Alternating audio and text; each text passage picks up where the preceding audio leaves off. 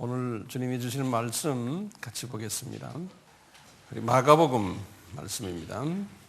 전체를 제가 누가복음이나 마태복음처럼 섭렵할 터인데요. 처음에 1장 1절에서 8절만 제가 읽겠습니다. 하나님의 아들 예수 그리스도 복음의 시작이라 선지자 이사야의 글에 보라 내가 내 사자를 내 앞에 보내노니 저가 내 길을 예비하리라. 광야에 외치는 자의 소리가 있어 가로되 너희는 주의 길을 예비하라. 그의 첩경을 평탄케 하라. 기록된 것과 같이 세례 요한이 이르러 광야에서 죄사함을 받게 하는 회개의 세례를 전파하니 온 유대 지방과 예루살렘 사람이 다 나아가 자기 죄를 자복하고 요단강에서 그에게 세례를 받더라. 요한은 약대털을 입고 허리에 가죽띠를 띠고 메뚜기와 석청을 먹더라. 그가 전파하여 가로되 나보다 능력 많으신 이가 내 뒤에 오시나니 나는 굽혀 그의 신들매를 풀도 감당치 못하겠노라. 나는 너희에게 물로 세례를 주었거니와 그는 성령으로 너희에게 세례를 주시리라. 아멘. 오늘도 마가복음 요약을 할 터인데요. 내용이 누가복음이나 마태복음처럼 조금 좀 길 수가 있어요. 그래서 내용이 좀 끝에 부분이 좀 많기 때문에 제가 칠판에다 적지를 못했습니다. 그때 내가 더 자세히 또 불러드리겠습니다. 우리가 이제 계속해서 지금 이 공관복음을 공부하면서요, 공관복음이 어느 복음을 가장 먼저 썼느냐, 이제 이걸 가지고 이제 신학자들이 논란이 있는데요. 어떤 분들은 이 마가복음을 제일 먼저 썼다라는 분들이 많아요. 네. 주로 이제 자유주의적인 그러한 신학 노선을 가는 분들이 이쪽 이야기를 많이 하는데요. 그 이야기는 제가 나중에 드리고요. 먼저 한번 몇 가지 제가 여쭤보겠어요. 이 공관복음 중에 어느 복음을 제일 먼저 썼던가요? 마태복음이죠. 그렇죠? 마태복음은 주후 50년에서 52년. 그 다음에 누가복음은 주후 60에서 62년. 이렇게 우리가 배웠어요. 그리고 이 저술한 목적도 다 달랐어요. 이와 같이요, 이 마가복음도요, 이 저술한 목적이 누가복음이나 마태복음과 또는 요한복음과 다 달라요. 그래서 오늘 이제 그 부분을 우리가 집중 논의할 터인데요. 우선 말이죠, 마가복음의 저자가 누군가? 이제 이렇게 할 때요, 이 마가복음에는 마가가 이 복음서를 썼다는 내용이 없어요. 그렇기 때문에 정확한 저자를 이 마가복음을 읽고서는 몰라요. 그렇지만 초대교회 전승에 의하면은 대부분의 그 초대교회의 그 교부들이나 또는 기독교 역사가들이 말하기를 이 복음은 마가가 썼다, 이렇게 동의를 하고 있어요. 특히 이제 초대 기독교 역사가 중에 아주 유명한 분 한 분 계신데요. 파피아스라고 그래요. P-A-P-I-A-S예요.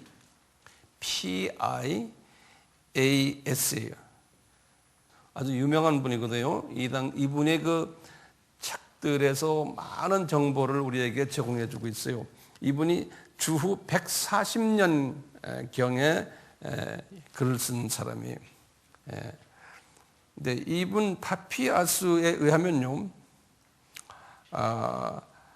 마가가 이 마가복음을 썼다 그래요. 그런데 이제 이분이 그렇게 말해놓고 그 내용을 들여다보면요, 좀 기분이 언짢은 게 있어요. 뭐냐면요, 마가가 직접 주님에게서 메시지를 받아 쓴 게 아니고 마가의 선생 되시는 마가의 영적 아버지 되는 베드로가 받은 메시지를 마가가 대신 써줬다라고 이렇게 주장을 해요. 그래서 이 주장은 그 당시에 유세비우스라는 또 역사학자 있는데요. 그건 여러분들 그냥 참고로만 이름 기억만 하세요. 이런 사람들이 주장했던 걸 그대로 따라가지고 그렇게 이야기를 해요. 그런데 제 생각이나 또는 요 근래에 와서 이제 20세기에 들어와서의 학자들의 생각은 아니다. 직접 마가가 주님께 메시지를 받고 썼다라고 보는 것이 정설로 지금 돼 있어요. 자, 그렇다면 이 수신 대상은 누군가? 어떤 사람들을 상대로 해서 이 글을 썼느냐 할 때요. 제일 먼저 이제 시기를 생각해야 돼요. 시기는 60년대 이후에요. 60년대 이후에 이 네로 왕에 의해서 기독교인들이 박해를 많이 당했거든요. 특히 여기 칠판에 써놨지만요. 이제 64년에 큰 로마의 도시 화재가 있었고요. 그 후에 또 박해가 심했는데 그때 베드로도 순교당했다라고 보고 있는 거예요. 베드로가 주후 한 65년경에 순교를 당했다 그래요. 로마에서요. 이제 로마에서 그러한 일이 있은 후에 그 기독교인들이 엄청난 어려움을 당할 때 특히 이방인들, 특히 로마 사람들, 로마 크리스찬들이요. 그분들을 상대로 위로와 격려 또 소망을 주는 그러한 목적으로 마가가 마가복음을 썼다 그래요. 그래서 이 수신 대상이 유대인이 아니에요. 유대인이 아니에요. 유대인 상대로 하는 편지는 어느 편지였죠? 마태복음이죠. 그렇죠? 마태복음이에요. 네. 그래서 이 마가복음은 유대인 상대가 아니고 핍박받고 있는 누구라고요? 이방인들, 특히 이 로마 사람들이에요. 이 사람들에게 편지를 써준 거예요. 그렇기 때문에 이분이 편지를 쓰실 때 이미 써져 있는 마태복음하고 누가복음을 이렇게 딱 보고요. 그걸 참고로 해서 인용하면서 또 주님이 주시는 메시지와 함께 글을 썼어요. 그래서 마태복음과 누가복음을 많이 참조하면서 요약한 부분이 많아요. 그러면서 또 그 두 복음에 없는 부분들도 또 집어넣은 게 있어요. 그래서 신기한 건요. 마태복음은요. 유대인들에게 썼기 때문에 항상 유대적인 이야기들을 많이 썼어요. 그 중에 이제 대표적인 게 그분들에게 예수님이 그 십자가 사건을 구약의 요나의 표적을 이야기를 했죠. 마태복음에는 2번씩이나 요나의 표적에 관한 이야기를 했어요. 마태복음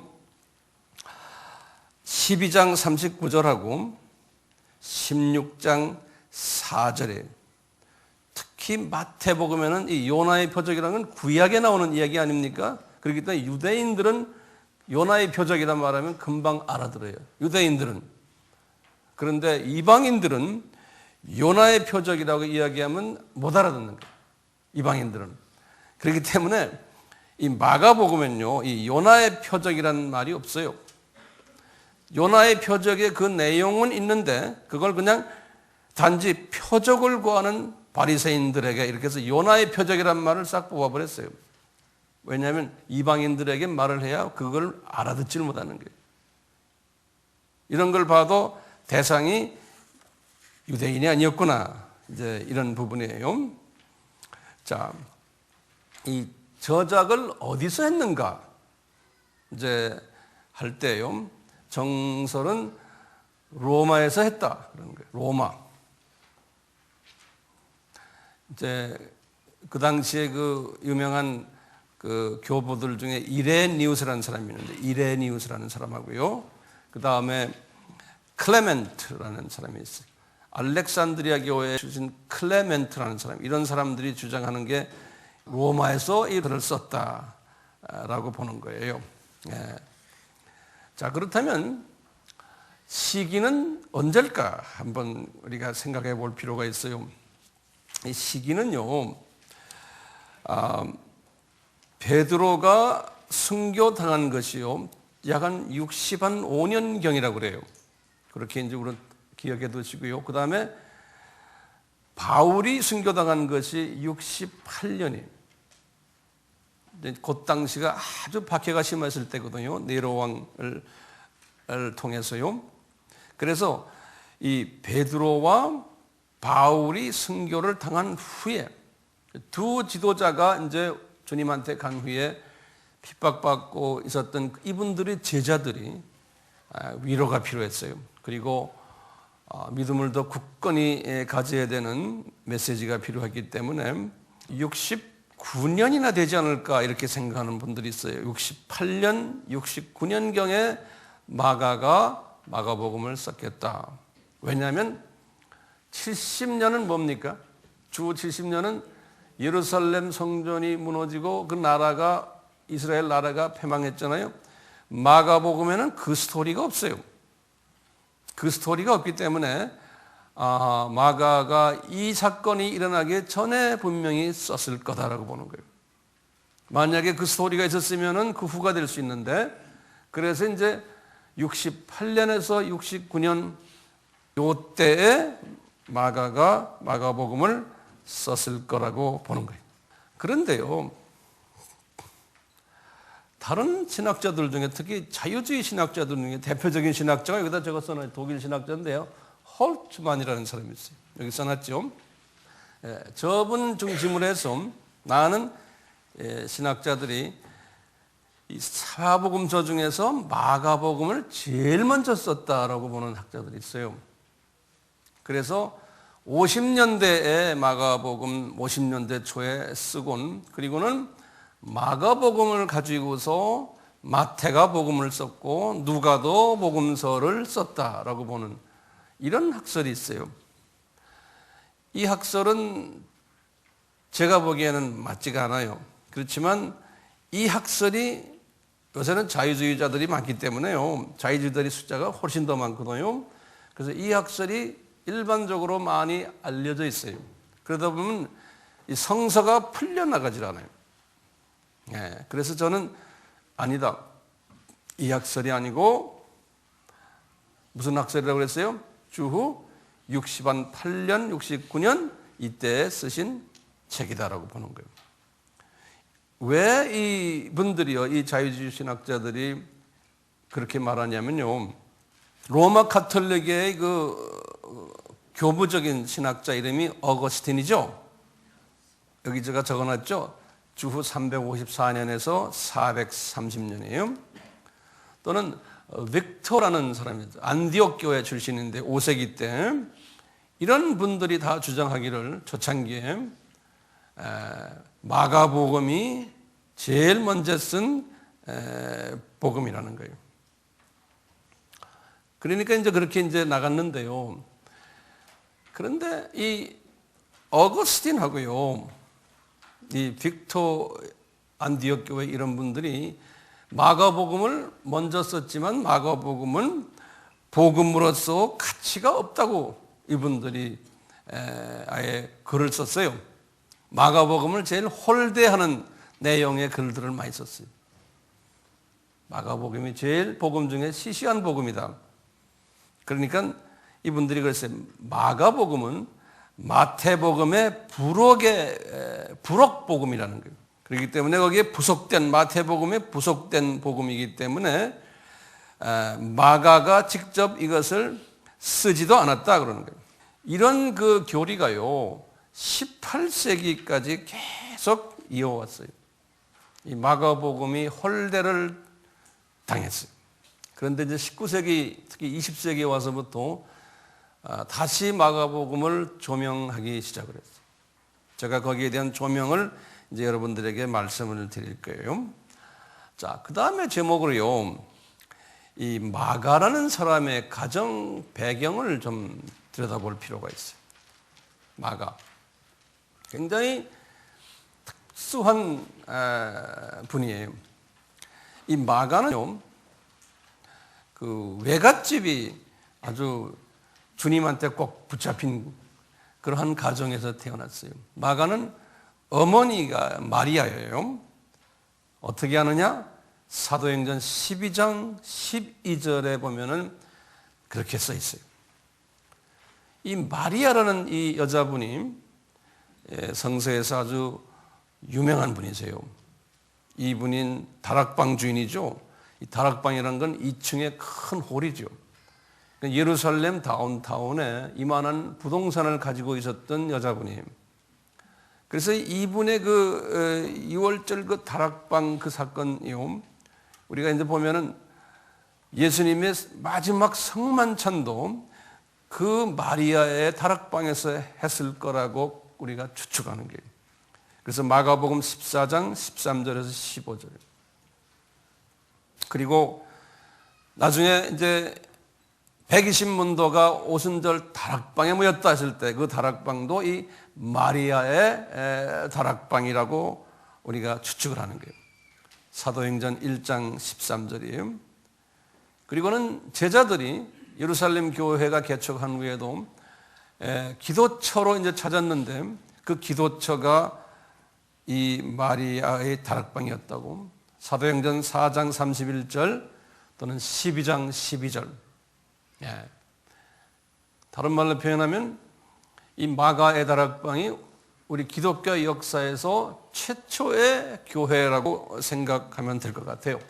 그러니까 이 여자가 자기 부동산을 이렇게 내놔가지고 12 제자들과 초대교회 크리스찬들에게 몽땅 그냥 다 바친 거예요. 그러니까 그 아들이 복을 받지 않겠어요? 그 집안에 그 마리아의 그 오빤지 또는 남동생인지 몰라요. 바나바 있죠? 바나바. 마가에게는 외삼촌이죠. 골로새서 4장 10절에는 그렇게 써놨어요. 이 바나바도 이게 보통 분이 아니잖아요. 사도 바울을 사역자로서 뒤에서 도운 분이고 또 바나바도 부동산이 좀 있어서 땅을 팔아서 예루살렘 교회에서 지도자들에게 이 헌금을 했던 그러한 사람이었어요. 그래서 이 집안을 보면요, 이 상당한 그 집안이에요. 이 마가가 이 외갓집의 그 영적인 흐름을 받은 것 같아요. 그런데 신기하게도요, 마가의 아버지가 누구라는 이야기는 기록이 없어요. 우리도 주변에 보면 외쪽이 열심이고 친쪽이 열심히 아는 사람들 있죠. 이렇게 주님이 이런 모습을 우리에게 보여주고 있어요. 딴 분들은 몰라도 이 마가는 이 부모를 통해서 12 제자들은 그런 게 없잖아요. 마가는 부모서부터 이 영적 블레싱을 흘러받은 특히 외탁을 통해서. 그래서 마가가 가지고 있는 이름이 하나 있는데요. 항상 요한이라는 이름이 따라붙어요. 요한. 사도행전 12장 12절에 보면 요한이라고 그랬어요. 이분이 집안이 부유하고 믿음이 있었으니까 부모님들이 고등교육을 시켰어요. 이미 마가는 그 당시에 헬라 말도 잘하고 또 유대인이기 때문에 히브리 말도 잘하고 또 히브리 말을 하지만 대부분의 그 갈릴리 쪽의 사람들은 또 이쪽의 사람들은 아라멕이라고 그랬어요. 영어는 아라메익 그래요. 이게 사투리예요. 예수님도 이 아라메익 말을 많이 하셨어요. 그래서 이분이 아라메익 말도 아주 능통하고 이런 부분에서 보면 실력 있는 사역자였어요. 이제 마가 하면요, 이제 마가의 사역의 그분의 역사를 한번 꼭 연대선으로 알 필요가 있어요. 자, 첫째, 마가에 대해서는요, 우리가 주후 43년이에요. 이건 역사적인 기록에는 없지만 전승으로 알려져 있는데요. 마가가 아주 젊었을 때 같아요. 마가가 애굽의 알렉산드리아에 가가지고 교회를 개척한 선교사였다는 거예요. 그래서 오늘날 애굽의 껍딕 정교회의 그 파운더예요. 그러니까 애굽 기독교의 창시자가 마가예요. 그리고는 성서에서는 한 10년, 12년 지난 후에 마가의 이야기가 어디 나오면 주후 45년에 나와요. 주후 45년은 무슨 해냐면 바울이 안디옥 교회에 도착한 해죠. 그렇죠? 바울이 안디옥 교회에 도착해 가지고 바나바가 그 당시에 이제 거기에 이제 책임자로 계시면서 있을 때 예루살렘 교회가 흉년이 들어 가지고 부조가 필요했어요.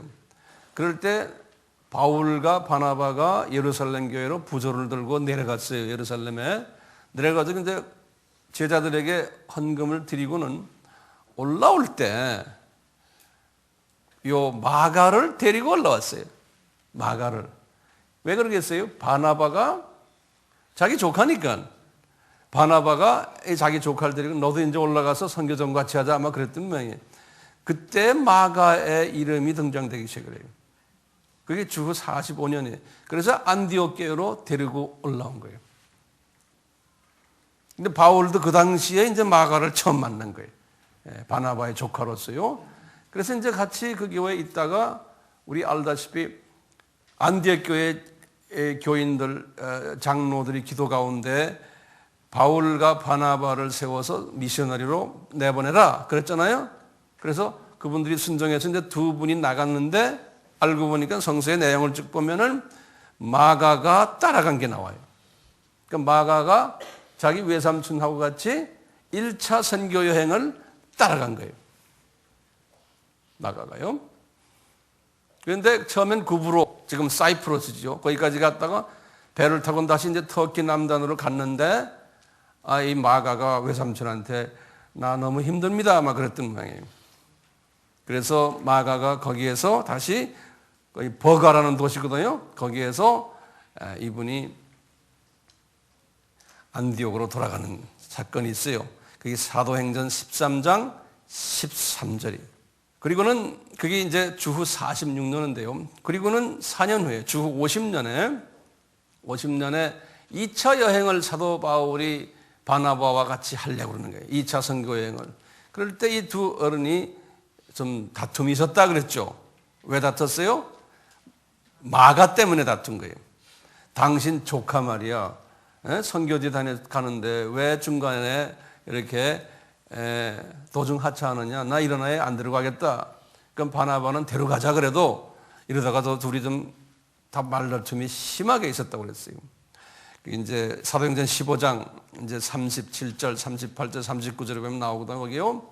그래서 거기에서 둘이 의견이 맞지 않아 가지고 바나바는 좋다. 그러면 나는 내 조카 데리고 따로 선교 가겠다. 그래서 바나바를 데리고 구브로로 떠나고, 그리고는 바울은 누구를 데려갔어요? 실라를 데리고 이제 2차 선교 여행을 떠났어요. 그렇기 때문에 그 순간에 누가가 이제 글을 썼기 때문에 사도행전은요, 바울에 관한 행적을 계속 썼지 베드로와 마가의 행적을 쓰질 않았어요.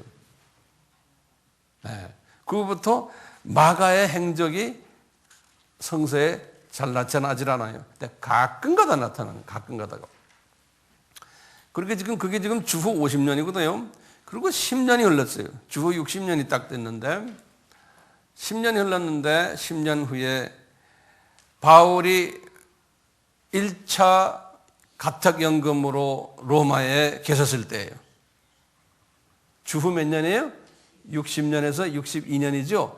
거기에 딱, 그런데 바울이 옥중서신을 몇 개 썼어요. 4개를 썼잖아요. 그 옥중서신을 딱 보시면 골로새서 4장 10절에 보면 뭐라고 써있냐면요. 바울이 마가와 함께 내가 있다라고 써놨어요. 바울이. 그러니까 마가가 지금 어디가 있는 거예요? 로마에 가가지고 분명 그분이 바울과 같이 있는 거예요. 그러니까 바울이 자기 서신에다가 그렇게 써놓은 거예요. 네. 그리고 빌레몬서 24절에 보면요. 똑같이 이제 옥중서신이죠. 거기다 그랬어요. 누가도 여기 있고 바울이 쓰기를 마가도 내 옆에 있다 이렇게 써놨어요. 근데 이 마가는요, 바울 개가 아니에요. 누구 계예요? 베드로 계예요. 이분은요. 예, 요거 잊지 말아주세요. 마가는 바울 계가, 이분은 친 베드로 계예요. 친 바울 계가 아니에요. 이분은 누가는 친 무슨 계예요? 친바 계예요. 예. 친바. 누가는. 그러다가요, 이제 이렇게 보면 우리가 상상하는 거예요. 아, 그 당시에 바울이 감옥에 있었을 때, 가택연금에 있었을 때 분명 베드로 선생도 거기 계셨겠구나. 이분은 옥에 들어가지 않고, 그러니까 베드로가 있으니까 베드로를 따라다니는 마가도 거기에 계셨구나. 그러면서 누가가 누구의 파예요? 바울 파예요. 파라고 그러니까 좀 이상하네. 그렇지만 그 안에서 서로 교제는 했던 것 같아요. 교제는. 이 로마가 최종 선교지로 그분들이 봤기 때문에 그 로마에서 지금 이분들이 그렇게 만난 거예요. 네. 그걸 어떻게 우리가 알 수 있냐면요. 베드로전서 5장 13절에 보면은 베드로가 말하기를, 베드로가 베드로전서를 쓴 것이 어디서 썼냐면 바벨론에서 썼다 그러는데, 그 바벨론이라는 게 로마를 지칭을 해요. 베드로전서 이제 마지막 편에 보면 바벨론에서 썼다 그러는데, 이 베드로가 쓸 때요, 베드로전서를 쓸 때 베드로는 이 헬라 말을 모르기 때문에요, 쓸 줄 모르니까 이분이 메시지를 바꾸는 그 대신 누가 써줬냐면 실라가 써줬어요. 베드로전서를요. 후서도 그렇고요. 그런데 거기에 보면은 내 아들 마가가 여기 나하고 같이 있다 이렇게 써놨어요. 마가가 베드로전서에. 근데 베드로전서를 쓴 것이 그것도 60년, 62년 그때거든요. 베드로전서를 쓴 것이요. 그 옥중서신 바울이 쓴 거나 비슷한 때예요. 그 후도 되고요. 어쨌든 로마에서 이제 그 두 지도자들과 그분들의 오른팔 왼팔들이 로마에 그때는 다 있었던 거예요. 자, 이런 상황 속에서요, 네로 왕이 등장해요. 네로 황제가요, 주후 15년에 태어나가지고 68년에 죽은 분인데, 이분 자살했거든요. 네로 황제가.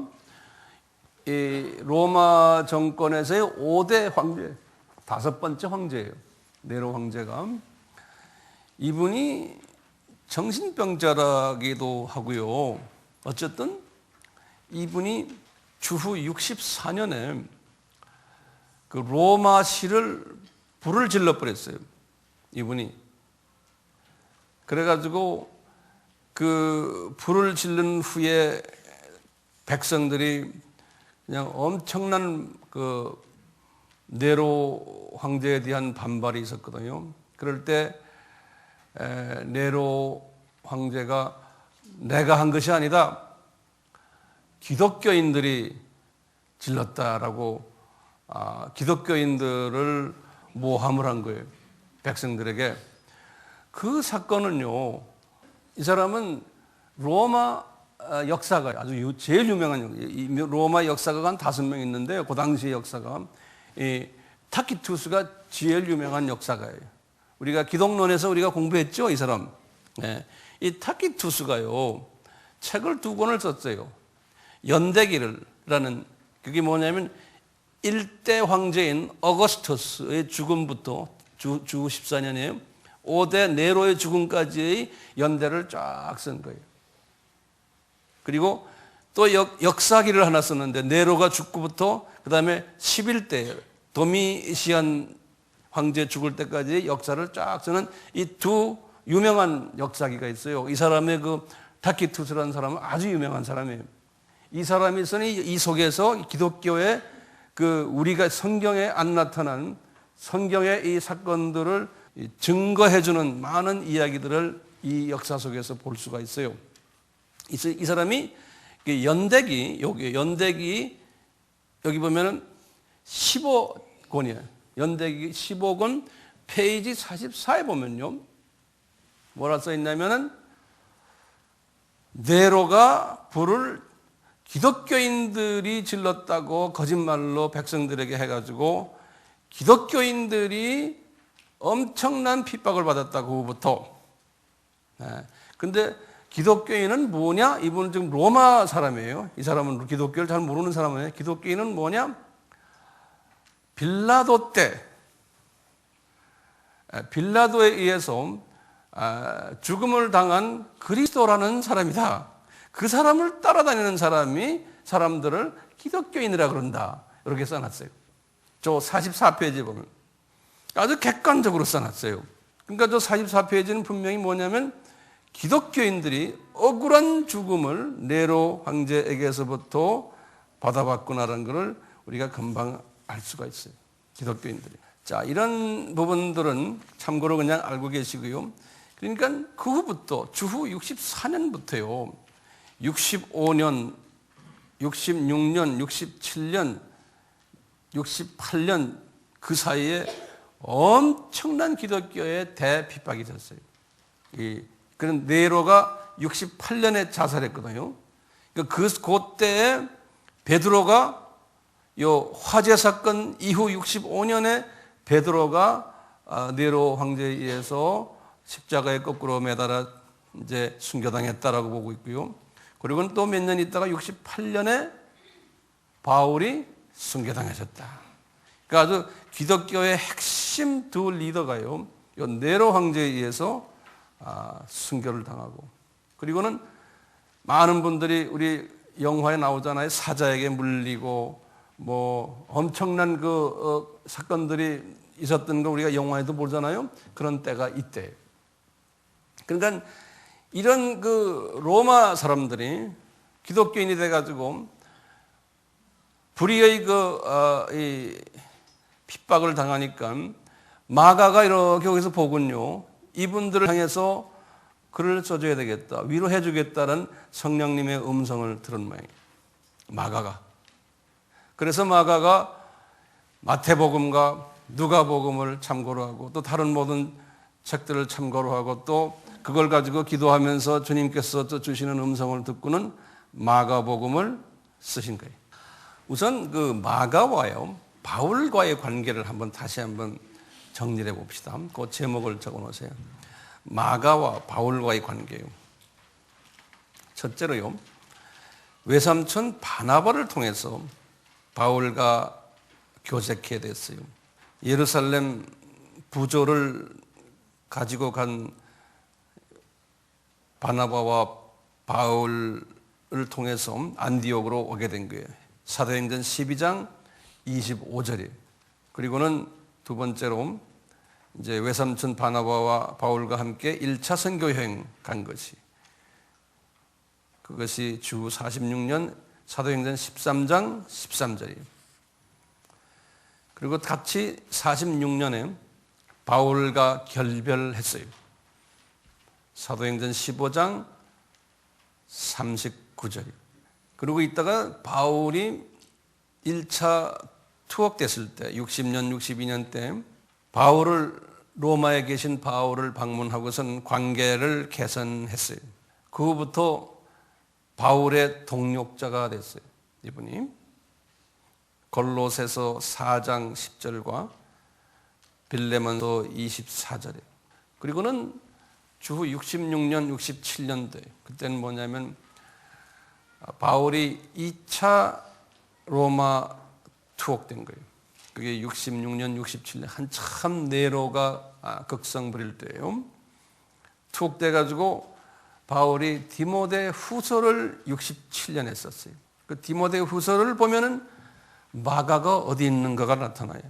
왜냐하면 디모데가요, 그 당시에 어디 있었냐면 에베소에서 목회를 하고 있었어요. 디모데가요. 근데 디모데 보고 하는 말이 네 옆에 있는, 지금 내가 누가만 지금 내 옆에 있다. 디모데야, 네 옆에 있는 마가를 좀 데리고 오느라 그러는 거예요. 너도 여기 오지만 너와 같이 마가도 좀 데리고 오느라. 그러니까 마가가 어디 있다는 거예요? 에베소에 있다는 거예요. 그러니까 이 양반도 한 군데 있지를 못하는 분이에요. 이 마가, 이 바울과 이 베드로의 이 오른팔 왼팔들은요, 비행기도 없는데 어떻게 그렇게 돌아가는지 몰라요. 복음 때문에. 네. 한 군데 가만히 앉아 있지 않았어요, 이분도. 그래서 그 당시에 바울이 이 마가를 보고 하시는 말씀이 디모데후서 4장 11절에 마가를 뭐라고 그랬냐면 한국말로는 그랬어요. 그는 나의 일에 유익한 자다 그랬어요. 그분을 데려오느라 나한테 감옥에 앉아서 말하면서요. 디모데 보고요. 나에게 유익한 자다. 그런데 그것을 영어 성경에 보면은 He is great helper. 내 헬퍼. 나를 잘 도와주는 헬퍼 역할을 해왔었다. 그러는 거예요. 그러니까 이제 바울과 관계 개선한 후에 이 마가가 바울 선생을 열심히 도와줬던 거예요. 예. 분명히 선교 헌금도 많이 드렸던 것 같아요. 집안이 돈이 있으니까. 그런 의미에서 아마 바울이 말씀하셨던 것 같아요. 자, 그 다음에요. 이 마가하고요, 베드로와의 관계를 한번 봅시다. 마가하고 베드로와의 관계. 이 마가는 베드로의 수제자예요. 마가는. 어떤 분들은 베드로가 마가에게 복음을 전해서 크리스찬 되게 했다라고 보는 분들도 있어요. 베드로의 입장에서는 마가의 어머니한테 신세를 많이 진 분이에요. 베드로는. 그렇죠. 베드로가 마가의 어머니가 베드로가 교회 개척할 때 건물도 다 내놓고 헌금, 선교 헌금 마가의 어머니가 되고 계속해서 베드로의 집안 아마 자녀 교육까지 아마 이 마가의 어머니가 뒤에서 다 뒷바라지를 했을 것 같아요. 그러니까 그 어머니의 아들이니까 베드로가 뭐 엄청 사랑했겠죠. 마가를. 그러니까 끊을 수 없는 사이가 된 거예요. 그래서 마가가요, 이 예수님의 그 생애에 대한 이야기와 예수님의 가르치심을 베드로에게서 다 배웠다고 보고 있어요. 마가가. 심지어는 어떤 분들은요, 우리 사도행전에 베드로가 설교를 한 번, 두 번, 세 번, 네 번, 5번을 설교한 내용이 나오거든요. 이 설교한 내용을 베드로가 헬라말로 그러려는 그리스말이에요. 이걸로 하기 힘드니까 베드로가 유대말로 말을 하면은 마가가 옆에 서가지고 헬라말로 통역했다라고까지 이야기하고 있어요. 베드로의 설교 제가 어딘가를 드릴 테니까 적어놓아 보세요. 사도행전 2장 14절에서 41절. 이거 유명한 베드로의 설교죠. 오순절 때요. 그 다음에 3장, 다 사도행전이에요. 3장 12절에서 26절. 또 4장 8절에서 12절. 또 5장 8절에서 12절. 또 5장 29절에서 32절. 이렇게 5번 베드로가 설교를 했어요. 자, 그리고 그러니까 이 마가는 설교 외에도 따라다니면서 베드로의 개인 통역관이었다라고 보는 거예요. 그러다 보니까 베드로의 그림자처럼 순교 때까지, 베드로가 순교할 때까지 따라다녔다는 거예요. 그래서 베드로가 베드로전서 5장 13절에 말하기를, 베드로전서는 베드로가 순교하기 직전에 쓴 거거든요. 마가는 내 아들이다. 누구 아들이에요? 베드로의 아들이라는 거예요. 그러면 바울의 아들은 누구예요? 디모데. 네. 바울은 마가를 자기 아들이라고 그러지 않고 마의 동역자, 마의 파트너. 그렇지만 디모데 보고는 He is my son 그랬어요. 그러니까 이 두 어른이, 이 son이 달라요. 아들이 달라요. 자, 그러면 이제 마가복음을 쓴 목적이 뭐냐? 이 목적을 우리가 조금 자세히 볼 필요가 있어요. 첫째는요, 이 마태복음과요, 누가복음에 보면요, 특히 마태복음이에요. 보면은 마태복음은 누구를 향해서 썼다고 그랬어요? 유대인들을 향해서 썼잖아요. 그래서 거기에 보면 유대인들의 그 유전, 전통에 관한 이야기들이 많이 나와요. 그렇기 때문에 이방인들이 마태복음을 읽고는요, 이해를 못하는 거예요. 이방인들이 마태복음을 보고는 유대인 전통 이야기를 써놨기 때문에 그래서 마가가 마가복음에서 그걸 설명해 줘요. 그러니까 마가는 로마에 있는 유대 이방인들 상대로 글을 썼기 때문에요. 이 유대인 전통 유전을 설명해 주는 이야기들이 나와요. 나중에 우리가 잠깐 볼 거예요. 두 번째는요. 유대인의 절기에 관한 이야기들을 마태가 그냥 썼거든요. 그런데 이방인들이 볼 땐 그게 무슨 뜻인지 잘 모르는 거예요. 그래서 그걸 설명해 주는 게 나와요. 마가가. 다른 복음에는 그렇게 설명이 없어요. 마가복음에는 그걸 설명해 줘요. 세 번째는요. 히브리어를 이렇게 써놓은 게 있어요. 마태복음에 보면요. 우리 나중에 보겠지만 그것을 히브리어를 모르니까요. 이방인들이 그것을 헬라말로 통역해 주는 이야기가 나와요. 네 번째는 또 아라메이어가 나와요. 그것을 헬라어로 통역해 주는 이야기가 나와요. 마가복음 보면요. 아주 특별한 그 책이에요. 그 다음에 이제 다섯 번째로 우리가 봤지만요.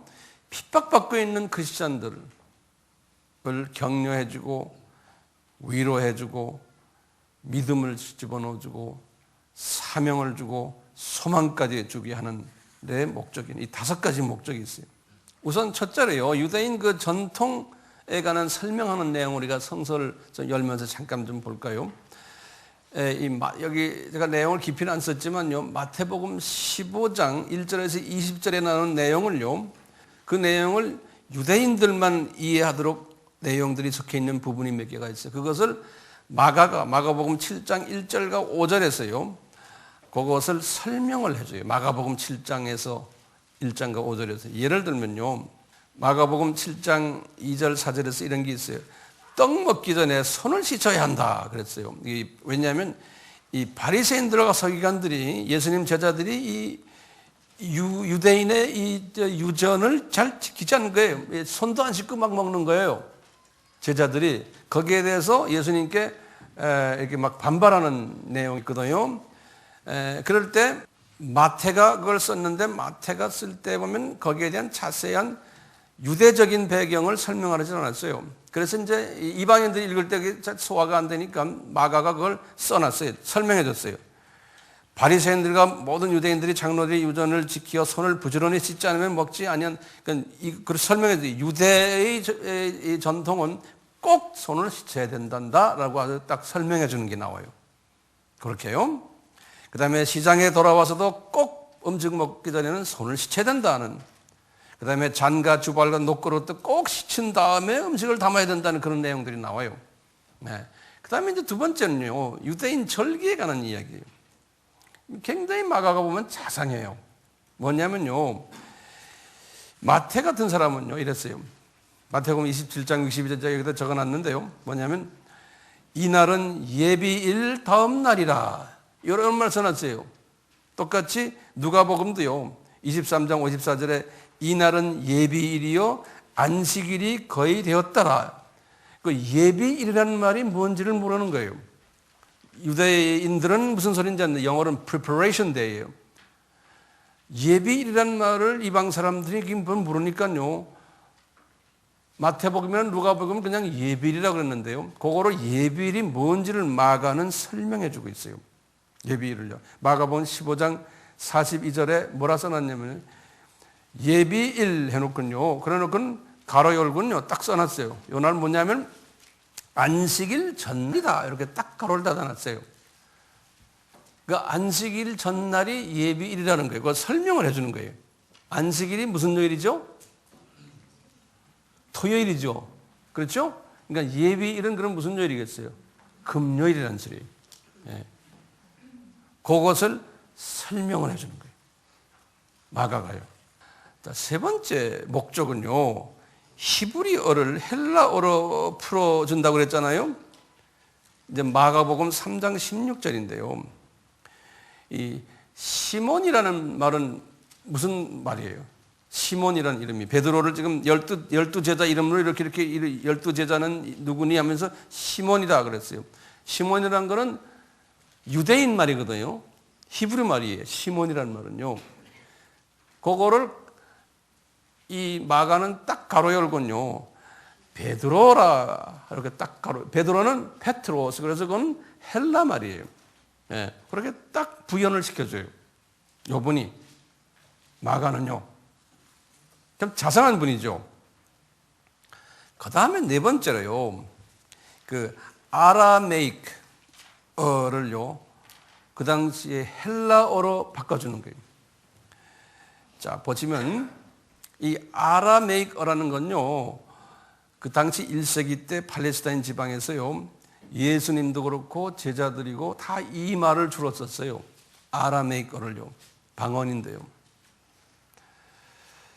그래서 마가복음 3장 17절에 보면요, 이렇게 썼어요.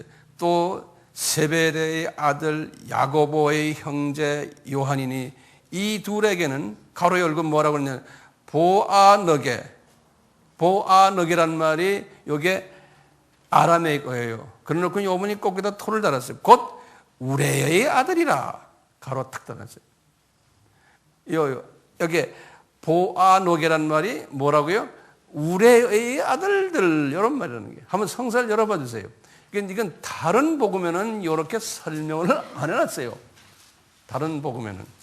마태복음이나 누가복음에는 요 이름이 나오지만 우레의 아들이라는 말을 설명을 안 했어요. 마가복음 3장 17절에. 요거를 뭘 보고 했냐면 마태복음 10장 2절과 4절, 누가복음 6장 14절에서 16절이, 마태복음 10장 2절과 4절, 누가복음 6장 14절과 16절에 나오는 내용을 마가가 더 부연 설명을 했어요. 이 아라메이어를 무슨 말로 바꿔줬어요? 헬라어예요. 또요, 두 번째요, 달리다쿰이라고 나와요. 마가복음 5장 41절이요. 요거는 마태복음 9장 18절에서 26절, 누가복음 8장 41절에서 56절이, 요것을 마가가 다시 이제 부연을 하는데요. 마가복음 5장 41절에서요. 보면은 이렇게 썼어요. 회당장 야이로의 딸이 이제 그 딸을 살리는 이야기거든요. 12해 동안 혈루증으로 지금 고생하는데요. 그래서 이제 죽은 그 딸을요, 이제 살리는 장면.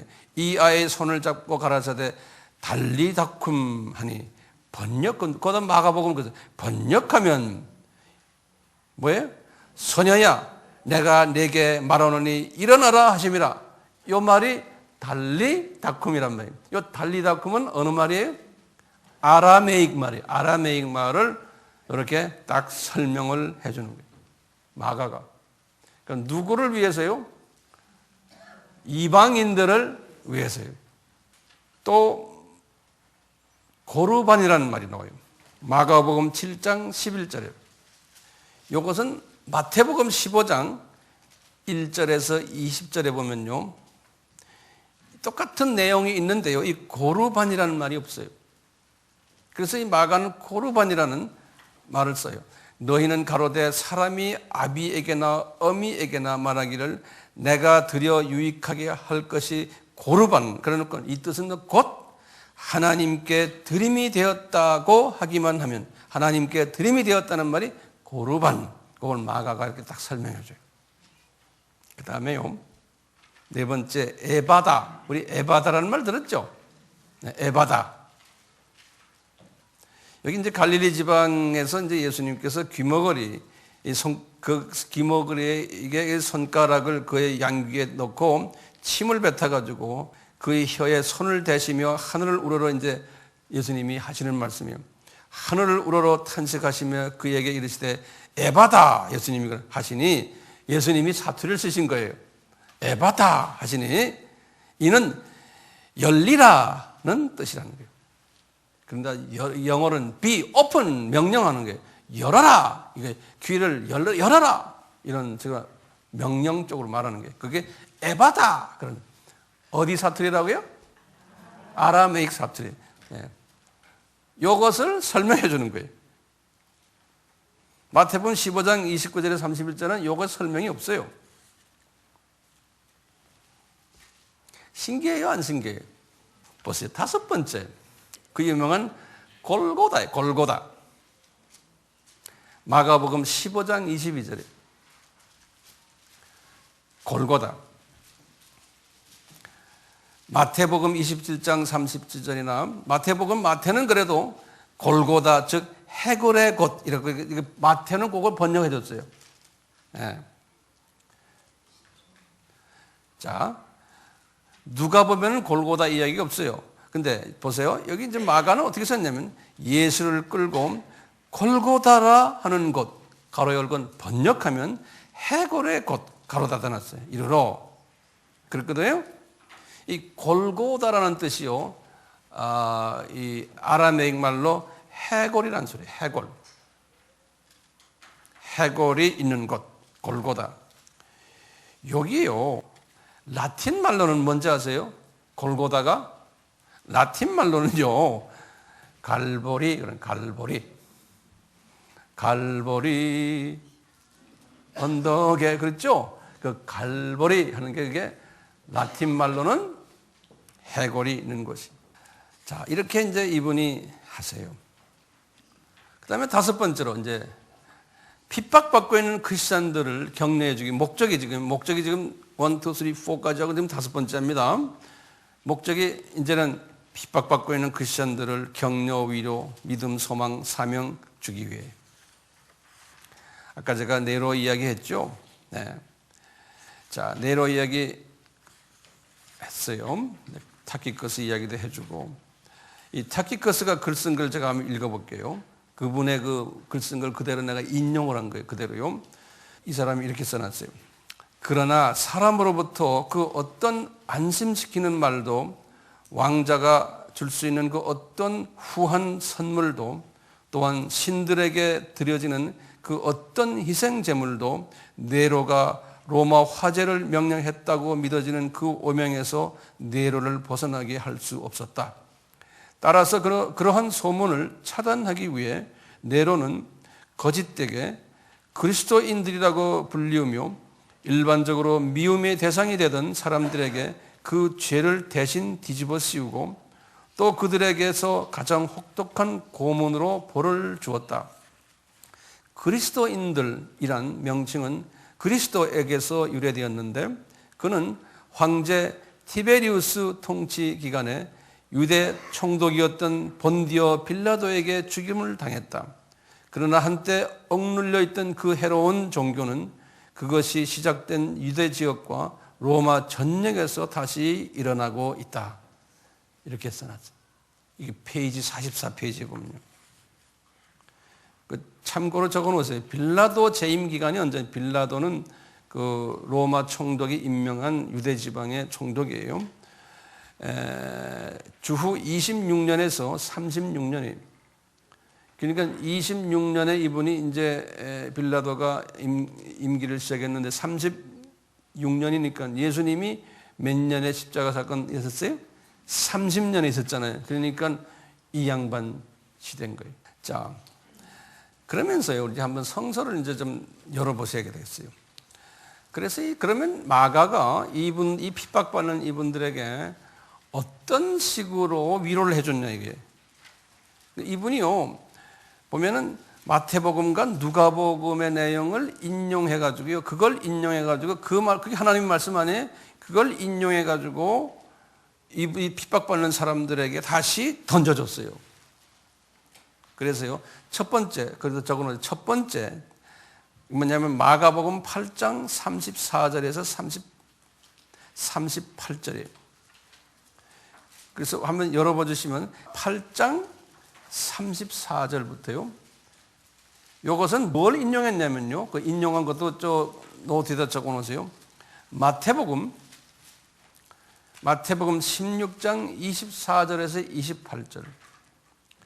누가복음 9장 22절에서 27절을 인용했어요. 그러니까 마가복음이 제일 늦게 쓰여졌다는 게 말이 맞겠죠? 마가복음이 초창기에 되면서 어쨌든 그 당시에는 핍박도 별로 없었을 때거든요. 자, 그래서 이제 8장 34절을 보면 그래요. 무리와 제자들을 불러 이르시되 예수께서 아무든지 나를 따라오거든 자기를 부인하고 자기 십자가를 지고 나를 쫓을 것이니라. 이제 이 핍박받는 사람들에게 예수님이 하신 말씀을 가르쳐주면서 이게 우리 너희들이 지금 따르는 그리스도께서 가르쳐주신 거다. 한번 너희들 이 말씀대로 살아라. 힘을 내라. 이런 거예요. 그래서 이 말씀을 자꾸 주는 거예요. 그러면서 자기 십자가를 지고 나를 쫓아라고 예수님 말씀하셨다. 누구든지 제 목숨을 구하고자 하면 잃을 것이요. 누구든지 나와 복음을 위하여 제 목숨을 잃으면 구원하리라. 사람이 만일 온 천하를 얻고도 제 목숨을 잃으면 무엇이 유익하리요? 사람이 무엇을 주고 제 목숨을 바꾸겠느냐? 누구든지 이 음란하고 죄 많은 세대에서 나와 내 말을 부끄러워하면 인자도 아버지의 영광으로 거룩한 천사들과 함께 올 때 그 사람을 부끄러워하리라. 이렇게 이 말씀을 딱 인용하시면서 이분들에게 격려해주고 소망을 부어주시는 거예요. 두 번째 또 말씀이요. 마가복음 8장, 마가복음 10장 29절에서 30절. 이 말씀도 마태복음 19장 28절 30절하고요. 누가복음 18장 29절에서 30절을 인용하는 거예요. 이제 10장 29절부터 제가 봅시다. 내가 진실로 너에게 이르노니 나와 및 복음을 위하여 집이나 형제나 자매나 어미나 아비나 자식이나 전토를 벌인 자는 금세에 있어 집과 형제와 자매와 모친과 자식과 전토를 100배나 받되 핍박을 겸하여 받고 내세에 영생을 받지 못할 자가 없느니라. 이제 상급이 많다는 소리예요. 이렇게 말씀하시면서 위로를 해주는 거예요. 이분들이 많은 분들이 지금 이렇게 가족들 다 놓고 형제들 다 집에 던져놓고 지금 말이 아니죠. 핍박 때문에 이런 사람들에게 이런 위로를 주고 소망을 주는 거예요. 세 번째로요. 또 마가복음 13장 9절에서 13절의 말씀. 이것은 마태복음 24장 9절에서 14절과 누가복음 21장 12절에서 19절을 인용하는 거예요. 너희는 스스로 조심하라. 사람들이 너희를 공회에 넘겨주겠고 너희를 회당에서 매질하겠으며 나를 인하여 너희가 관장들과 임금들 앞에서 서리니 이는 저희에게 증거되려 함이라. 또 복음이 먼저 만국에 전파되어야 할 것이니라. 사람들이 너희를 끌어다가 넘겨줄 때 무슨 말을 할까 미리 염려치 말고 무엇이든지 그 시에 너희에게 주시는 그 말을 하라. 말하는 이는 너희가 아니요 성령이시니라. 형제가 형제를, 아비가 자식을 죽는 데 내어주며 자식들이 부모를 대적하여 죽게 하리라. 너희가 내 이름을 위하여 모든 사람에게 미움을 받을 것이나 나중까지 견디는 자는 구원을 얻으리라. 이렇게 해서 힘을 주시는 거예요. 이렇게 하시니까 마지막으로 마가복음에 이런 말씀을 하세요. 너희들에게 이제 선교 사명을 부여해 주는 거예요. 이분들에게, 이 핍박받는 사람들에게요. 그 유명한 마가복음 16장 15절에서 18절입니다. 어떤 성경학자들은 그 마가복음 16장 9절에서부터 마지막 20절까지는 그거는 본래 마가복음에 없었던 것을 거기다 첨부했다라고 생각하는 사람도 있어요. 제 생각은 그렇지 않아요. 그런데 여러분 성경에도 보면 거기에 써 있어요. 그 부분은 16장 9절에서 20절. 왜냐하면 이 성경이 사본들이거든요. 원본이 없어요. 그러니까 사본들을 만들 때 이 보면 16장 8절까지가 있는 사본이 있어요. 마가복음이. 근데 9절부터 나머지는 어떤 사본은 그게 없어요. 사본이. 어떤 거는 있고. 그러니까 그 부분은 이제 이것은 마가복음이 본래가 아니다라고 보는데 그렇지 않아요. 성령님께서는 맞아요. 저도 보니까 딱 맞아요. 그래서 이제 이 신신학자들은 그런 부분을 가지고 따지죠. 자, 왜냐? 이 마지막 요 부분이요. 16장 15절에서 18절은 우리가 너무나 잘 아는 거예요. 이 핍박받는 이 사람들에게 하시는 말씀이에요. 너희는 온 천하에 다니며 만민에게 복음을 전하라. 이게 알죠? 뭡니까? 대사명이에요. 그러시면서 하시는 말씀이에요. 믿고 세례를 받는 사람은 구원을 얻을 것이요 믿지 않는 사람은 정죄를 받으리라. 믿는 자들에게는 이런 표적이 따르니 곧 저희가 내 이름으로 귀신을 쫓아내며 새 방언을 말하며 뱀을 집으며 무슨 독을 마실지라도 해를 받지 아니하며 병든 사람에게 손을 얹은 즉 나으리라 하시더라. 이렇게 이분들에게 힘을 주는 건 너희들 지금 뱀을 마음대로 만질 수 있고 뱀이라는 건 로마 정권들 아니에요? 예? 못된 놈들 너희들이 얼마든지 무찌를 수 있다. 그 파워를 가지면. 그러니까 힘을 내라. 하는 말씀이에요. 이 마가복음 때문에 그 후에 주 70년 이후부터 많은 핍박이 있었지만 이 카타캄 교회 교인들이 이 마가복음을 받고 힘을 받아가지고 계속해서 복음을 전했어요. 이 마가도 본인이 이 메시지를 본인도 받았기 때문에 나중에 우리가 정확한 언젠지 모르지만 알렉산드리아 자기 교회 개척한 그곳에 다시 돌아가서 거기서 순교를 당했어요. 마가도. 마가복음의 특색을 좀 봅시다. 이건 내가 칠판에 적어놓은 것 같아요. 마가복음은요, 이 마태복음과 누가복음의 내용을 짧게 요점만 재편집한 거라고 보면 돼요. 그러니까 꼭 마가가 필요한 부분들, 성령님이 이렇게 조명해 준 거예요. 마가한테요. 하나님이 마태와 마가에게 주신 말씀을 이 마가의 그 지금 처해 있는 그 상황에 맞게끔 이게 새롭게 짧게 요약을 하면서 요점만 재편집시켜 줬어요. 그렇기 때문에 마가는요, 마가복음은 두 번째는 그분은 그 역사적으로나 또는 자서전적 부분에 주안점을 주질 않았어요. 그 뭐 시간적인 그 배열을 하질 않고 그냥 성령님이 인도하시는 대로 그냥 썼어요. 그렇기 때문에 이분은 예수님의 그 족보나 탄생이나 어린 시절 이런 것들은 다 배제해 버렸어요. 예수님의 족보와 어린 시절, 탄생 어린 시절은 어디에 나와요? 족보는 마태복음에 나오죠. 그 다음에 누가복음에 나오죠. 좀 마가복음은 그런 게 없어요. 마가복음은 아예 첫 1절이 뭐로 나와요? 이겠죠?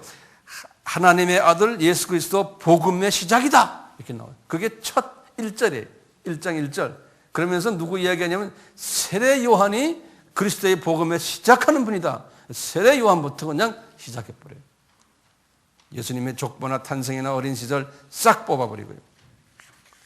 그리고는 이분이요, 이 고난당하는 사람들을 위해 쓰기 때문에 이분이 16장 중에 6장이 예수님의 고난주일의 스토리를 집중적으로 조명해줘요.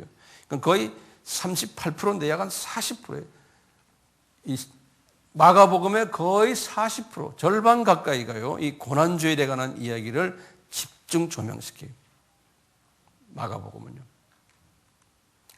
그리고는 이분의 그 유대인이 아니고 이방인들에게 특히 핍박받는 사람들, 많은 분들이 교육 수준이 낮기 때문에 이분들에게 글을 쓰는 걸 보면 단어들도 보면 아주 단순한 단어들, 아카데믹한 단어를 쓰지 않고 그렇게 표현하지 않고 아주 실제적인 말들을 많이 썼어요. 그리고는 그 단어 제가 거기다 썼지만요, 이 마가복음의 전체 단어가 1270개 되는데 그 중에 되게 다가 이제 쉬운 단어들인데 이분만 쓰는 단어의 고작이 80개밖에 안 돼요. 특수 자기가 쓰는 단어들이 있어요. 항상 글 쓰는 사람들 보면요, 성서보다 그렇고, 누가 같은 사람은요, 이분은 의사고 교육 수준이 높은 사람이지만 마가도 그렇지만요, 단어를 쉽게 썼듯이 누가는 그걸 생각 안 했어요. 그 누가는 자기만 쓰는 단어만 누가복음은 250개가 있어요. 그 사람만 쓰는 단어가 있어요. 우리 이제 학자들이 이제 그런 걸 연구를 하거든요. 예. 그러면 이 누가는 특히 의사이기 때문에요, 의사 내용의 단어들을 많이 썼어요. 중요한 거 몇 가지를 내가 드리려고. 마가복음에만 들어있는 내용이 있는 게 있어요. 마가복음은 다시 말하면 다른 사복음서에는 없어요. 마가복음에만 있는 내용이 딱 2개가 있어요. 첫째가 뭐냐면요, 마가복음 4장 26절과 29절인데요. 이게 뭐냐면 자라나는 씨의 비유예요. 나중에 한번 셀 모임에서 보세요. 두 번째요, 마가복음 8장 22절에서 26절이에요. 이것도 마가복음에만 있는 내용인데 뭐냐면 벳세다에서요, 소경을 고치는 이야기예요. 눈에 침을 뱉으면서 하는 내용이 있어요.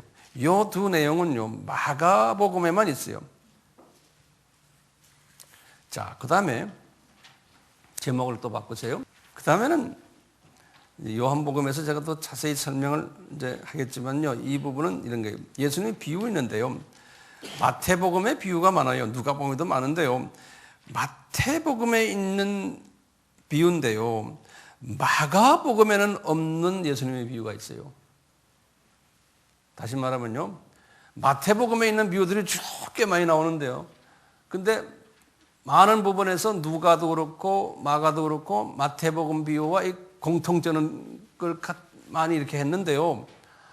이 마가복음에는 마태복음의 비유가 전혀 없는 게 있어요. 그런 게 몇 개가 있냐면 15개가 있어요. 그걸 내가 하나하나 불러드릴게요. 적으세요.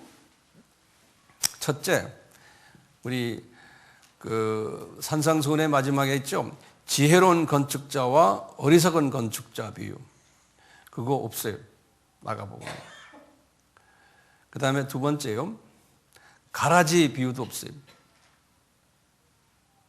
세 번째, 누룩 비유도 없어요.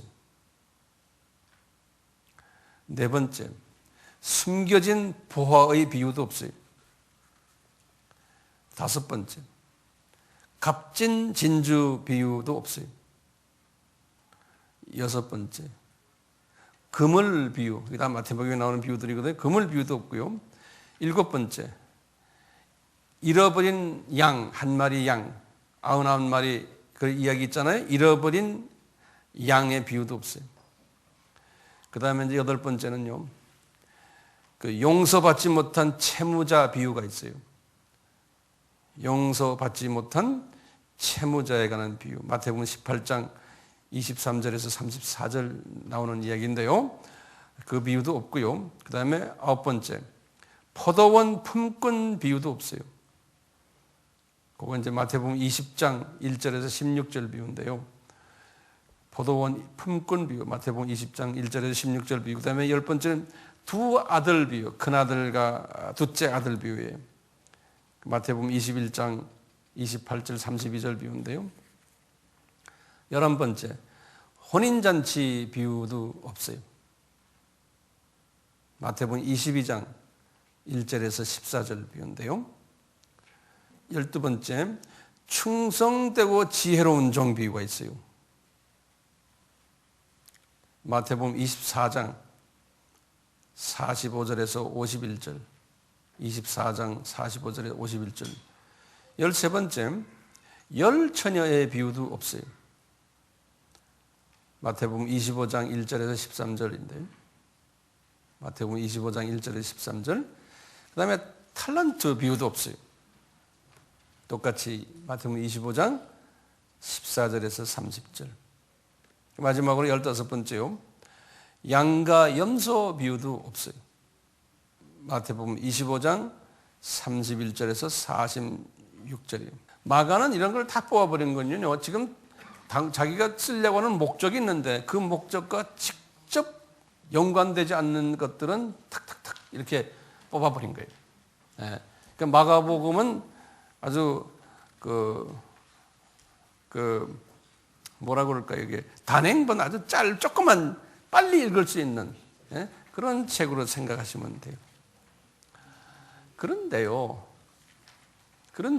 뭐라 그랬지? 그런데 한 가지 우리가 짚고 넘어갈 게 하나 있어요. 제목을 좀 적어놓으세요. 그 지상계명이 뭐죠? 이 수직계명의 부분에서요. 마가가 아주 자세하게 했어요. 이 마태, 누가, 심지어는 모세까지요. 이런 분들이 이 지상계명을, 이 주상계명을 얘기했어요. 그러니까 하나님을 어떻게 사랑하라고? 내 마음과 목숨과 뜻과 힘을 다해서 하나님을 사랑하는 그 이야기 있잖아요. 요거를요. 모세는요. 우선 그다 적은 모세는요. 여기 네 개가 있잖아요. 마음과 목숨과 뜻과 힘이에요. 근데 모세는 요 네 개를 안 하고 세 개만 해놨어요. 첫째, 신명기 6장 5절에 모세는요. 마음과 성품이라고 그러는데 성품이 목숨이 이 신명기 6장 5절에 마음과 성품과 영어로는 soul이에요. 그 다음에 이게 마인드예요. 그러니까 heart, soul, mind. 뭐가 빠졌어요? 힘이 빠졌어요. 예? 이 모세는요. 그 다음에 마태복음 22장 37절에는요. 마태는 마음과 heart와 목숨, soul과 그 다음에 mind라고 했는데 뭐가 빠졌냐? 이분도 힘이 빠졌어요. 마태도요. 누가를 보면요. 누가는 마음과 heart와 목숨, soul, 그 다음에 힘과 뜻이라고. 요새는 순서를 바꿔놨어요. 끝에. strength and 뜻은 mind예요. 이 순서를 바꿔놨어요. 누가복음 10장 27절에. 그런데요. 마가는요. 이분이 보면 학자적인 그 식견이 있어요. 이 모든 걸 종합해가지고 제대로 딱 정리해놨어요. 예? 마가복음 12장 30절에 뭐냐면 heart, 마음, 목숨, soul, 뜻, mind, 그 다음에 네 번째 힘, strength. 딱 순서대로. 제가 저 인간론 할 때 요 네 개를 딱 순서대로 말씀하잖아요. 그러니까 마가가 딱 제 마음에 드는 거예요. 그러니까 이분은 뭐냐면 이 지상계명이 그만큼 중요하다는 것을 강조해서 그런 것 같아요. 자, 이제 결론적인 말 한마디만 하고 이제 끝나겠어요. 이 마가복음을 가만히 봐도요, 이분은 요약된 신학 총론을 쓰셨어요. 제목을 그게 요약된 신학 총론이에요. 구원론도 쓰시고, 순교론, 십자가론, 제자론, 기독론, 선교론까지 썼어요.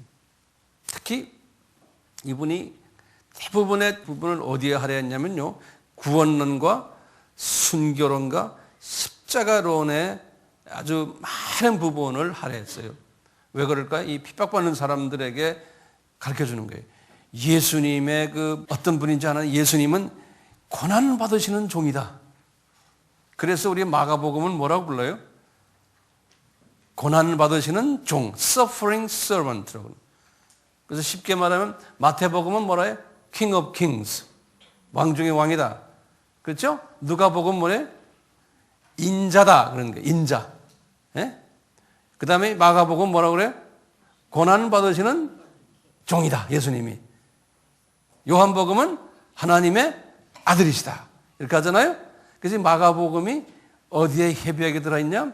예수님의 이 고난의 suffering servant에 아주 강조점이 있어요. 왜?